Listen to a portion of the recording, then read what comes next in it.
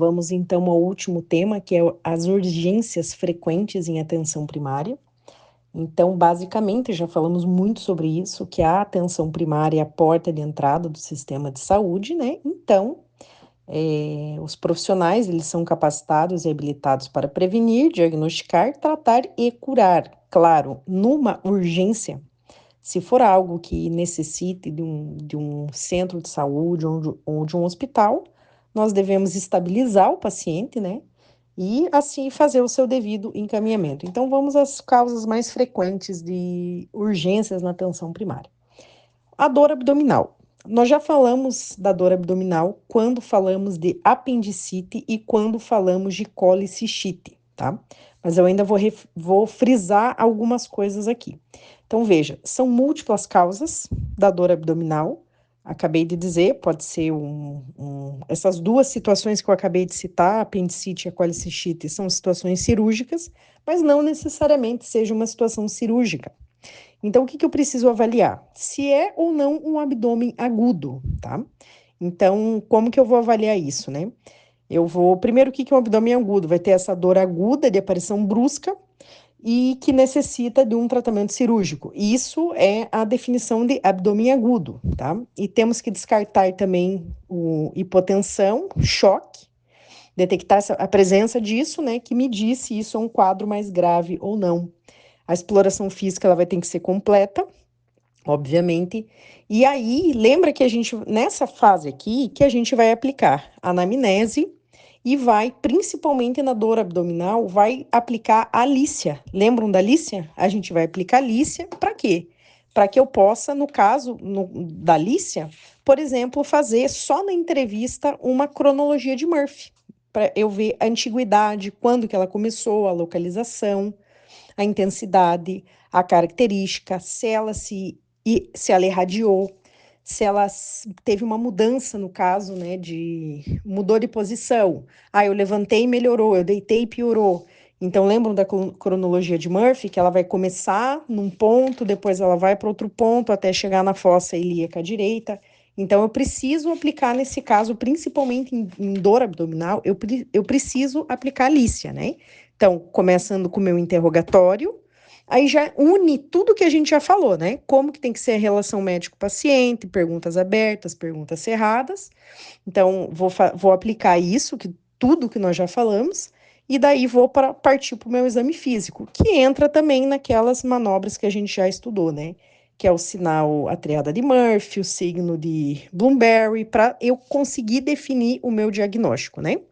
Então, vou verificar a presença de ruído hidroaéreo, se ela tem irrigação por peritônio. Vocês lembram da manobra de Janelle-Mussé, alguma coisa assim, que é para avaliar se eu tenho dor em todos os quadrantes do abdômen, se eu estou com uma peritonite. Então, aí a gente começa a fazer uma união de tudo que a gente falou até agora, né? Por isso que eu deixei esse aqui por último também. Então, basicamente, o tratamento numa dor intensa, eu preciso administrar um analgésico, de preferência via parenteral, porque até o via oral fazer efeito, né? O meu paciente já está suando, já está gritando, e ninguém quer isso, né? A gente não está na idade média que você precisa sofrer absurdos e não tem uma forma de tratamento. Nós temos uma forma, que é dar um analgésico para o nosso paciente. Então, aliviar essa dor. Aí eu vou conseguir até encostar no paciente, né? Senão ele nem vai deixar eu encostar direito nele. Então, permite eu dar um remédio para dor, permite até facilitar o meu diagnóstico, né? Então, quais são as situações graves e cirúrgicas, né? O que eu preciso me preocupar de forma muito clara, né? Seria vômitos fecaloides. Então, o que isso me demonstra? Isso pode me demonstrar que o intestino tá com uma obstrução severa, grave. A obstrução ela pode ser por um tumor, ela pode ser por verminose, ou, enfim, uma cirurgia prévia que o paciente tenha feito. E o trânsito intestinal não vai acontecer e ele vai literalmente sair fezes pela boca dele, né? Então, isso é muito grave. Retrorragia, história típica de causa cirúrgica, né? Então, ele fez uma cirurgia prévia abdominal, tá com muita dor.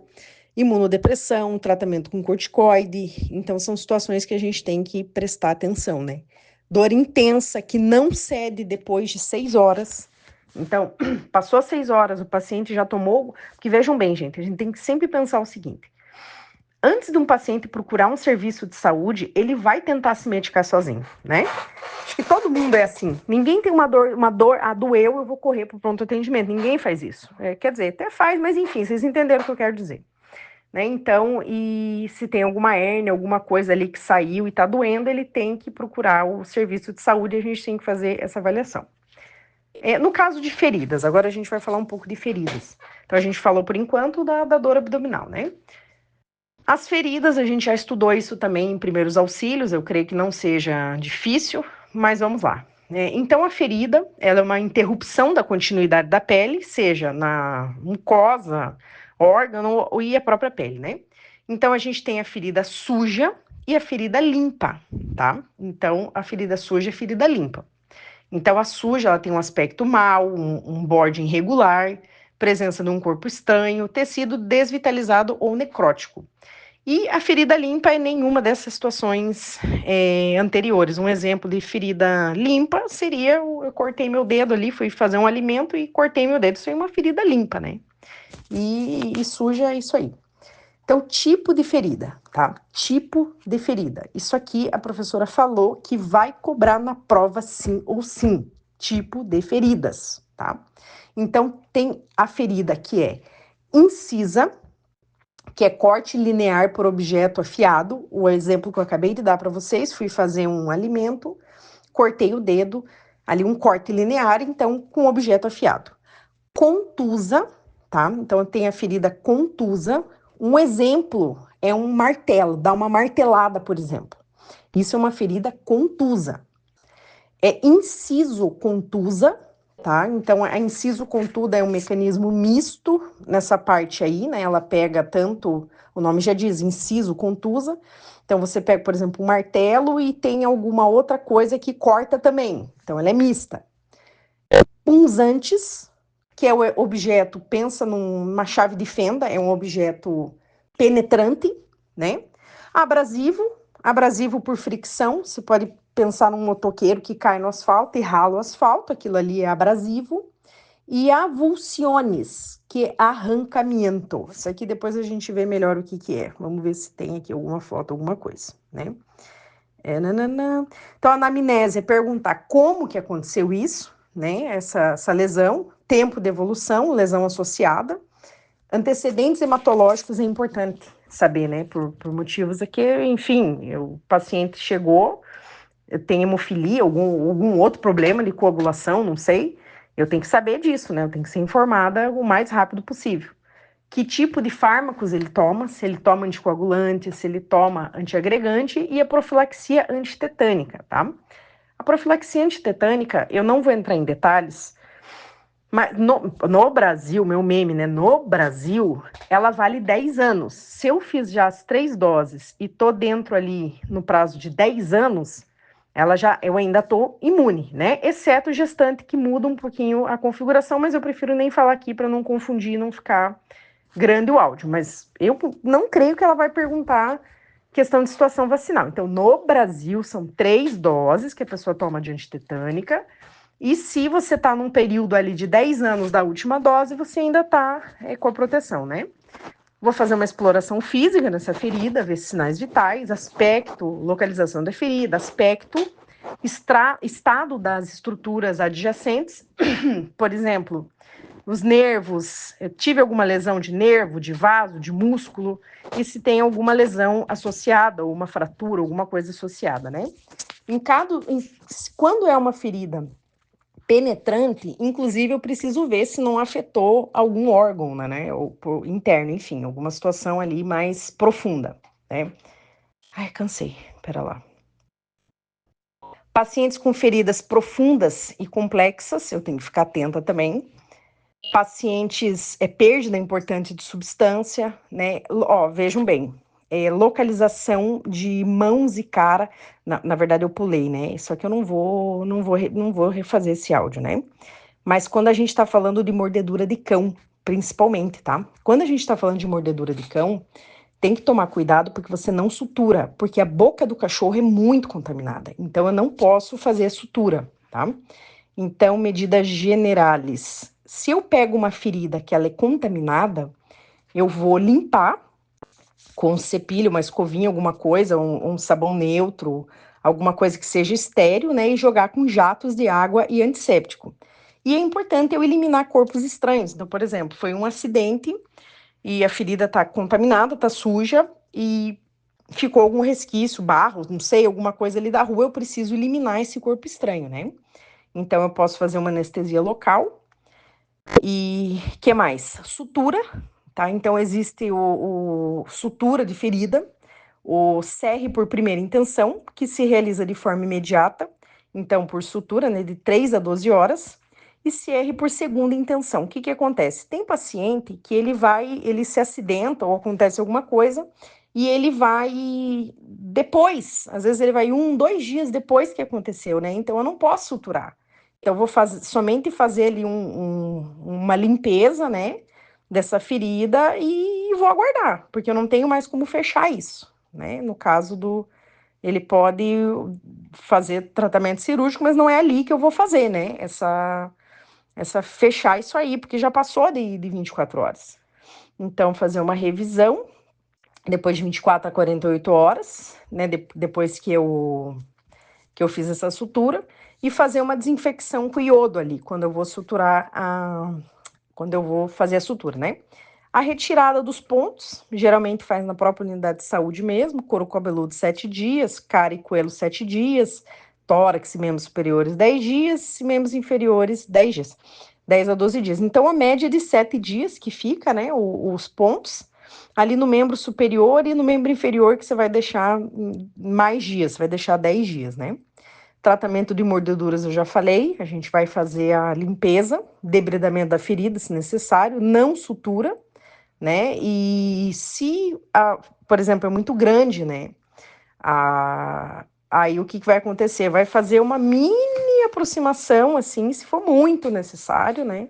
Vai fazer uma aproximação um pouco da ferida, mas é algo que só se for muito necessário para você fazer uma sutura mesmo, né? Porque, resumindo, não se faz sutura quando morde, né? Só no último caso, só se tiver uma abertura muito grande ali, o bicho levou um pedaço, literalmente. O que mais? Então é isso, né? Falamos. Não, que mais? Agora eu vou falar um pouco de dolor torácico, tá? Dolor torácico foi muito falado em aula também. Então, é toda a sensação álgica localizada em zona compreendida entre o diafragma e a base do coelho, tá? Osso dolor torácico agudo. Então, você pensa ali no teu diafragma até a base do coelho. Ela pode ser dolor pré-cordial, que é anginoso.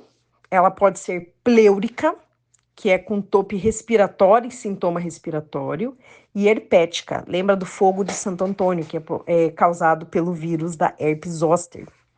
Outras etiologias de dolor torácico: aneurisma, dissecante da aorta, pericardites, valvulopatias, embolia pulmonar, pneumotórax espontâneo. Outra coisa que não tá aqui e é interessante é, por exemplo, o paciente tem dolor torácico por ansiedade ou síndrome do pânico. Também é uma etiologia de dolor torácico. Tem pacientes que têm síndrome do pânico e dói o peito e ele acha que ele tá morrendo, né? Então, deve-se realizar história clínica, exploração física, história de antecedentes prévios, exame físico e eletrocardiograma, tá? Sim ou sim, eletrocardiograma durante a dor. A gente tem que fazer. Porque eu preciso descartar se é algo cardíaco, se é algo respiratório, né? Se é uma ansiedade, eu preciso fazer o descarte disso, né? O que mais? Hipoglicemia. A hipoglicemia, ela é desencadeada por várias situações. Pode ser jejum prolongado, tomou insulina errado, fez exercícios ou fez junto com uma insulina uma hipoglicemia antioral, né, e insuficiência renal. Então, na hipoglicemia, a apresentação clínica, né, a forma de apresentação clínica, sintomas adrenérgicos, sudoração, temblor, taquicardia, ansiedade, agressividade e sintomas por difusão do sistema nervoso central. Cefaleia, mareio, visão borrosa, confusão, convulsões e coma. tá? Então, sempre a hipoglicemia, ela é mais grave que a hiperglicemia, porque ela leva ao coma muito rápido, né? Então, magnitude do problema, que eu ia falar, mas eu ia ler, mas acabei de falar. Então, tem essa situação aí. Nananã, é uma falha, pode dar um problema renal, enfim, é bem complicado a hipoglicemia não tratada, né? Intervenções para confirmar o diagnóstico. Eu vou fazer uma glucose, né? Vou fazer um teste de glicemia capilar, ou também conhecido no Brasil como destro, que é o verificação da glicemia. E quando a pessoa tiver com menos de 50 miligramas decilitro, eu posso dizer que ela está com hipoglicemia e ela já vai começar a apresentar sinais, né? Vai ficar com tremor, dar uma irritabilidade, né? Tratamento do paciente consciente. Eu não sei se vai cair tratamento aqui, mas tudo bem. Aportar hidratos de carbono de absorção rápida, por exemplo, açúcar, uma bala, um caramelo, para ela poder se recuperar, né? Tratamento de paciente inconsciente, só uma via permeável, tem que fazer endovenoso, né? Numa solução glucosada. Aí, se ela estiver com hipoglicemia, se ela estiver com hiperglicemia e você fizer uma solução glicosada, você mata o paciente, né? Então, cuidado, orro nessa parte. O que mais? Indicação de hospitalização para paciente com sobredoses, né? De hipoglicemia anteoral, sobredose de insulina. Não. Cólico renal. Cólico renal, eu não vou falar muito, porque já foi falado em outros áudios, mas basicamente a gente vai ter que fazer as manobras, vai ter que aplicar lícia, né, para perguntar sobre essa dor, vai fazer o exame físico, né, para ver se ela tem, frequentemente ali ela começa na fossa lumbar, ela vai irradiar para flanco, né, fossa ilíaca, e vai se estender para a região inguinal e região genital, né, a cólica renal. Que a gente estava falando de colicistite e apendicites, agora de cólica renal. Então, a forma de apresentação: urgência miccional, dificuldade urinária, disúria, hematúria, que é sangue, né, na urina escura, incontinência, náusea e vômito. Isso a gente vai ter aí na cólica renal. Na verdade, assim, cólica renal, todo mundo fala que é um segundo parto, é algo que a pessoa, uma dor que a pessoa, enfim, que a pessoa só basicamente morfina, dipirona, é muito dolorido quem já teve. Eu nunca tive, então não tenho tanta propriedade para falar, mas diz que é só dopando o paciente ali para passar a dor, que é uma dor muito forte, né? Enfim, e derivar o. Então, quando que eu vou mandar para o hospital? Dor que não vai ceder com a medicação prévia, então eu estou fazendo o remédio, ele continua com dor, o paciente que está com febre, o paciente que tem antecedente de nefropatia, anúria, ele não está urinando de jeito nenhum, desidratado, esses eu vou ter que mandar para o hospital, entendeu? Então eu posso tentar lá na atenção primária, primeiro, medicar ele, melhorou, ok, senão eu tenho que mandar ele para o hospital, né? Emergências neurológicas, então é um comprometimento do sistema nervoso central. Eu vou aplicar Glasgow, tá? Para ver o nível, derivar o nível de consciência. Lembrando que essa escala é até 15 a pontuação, tá? De Glasgow.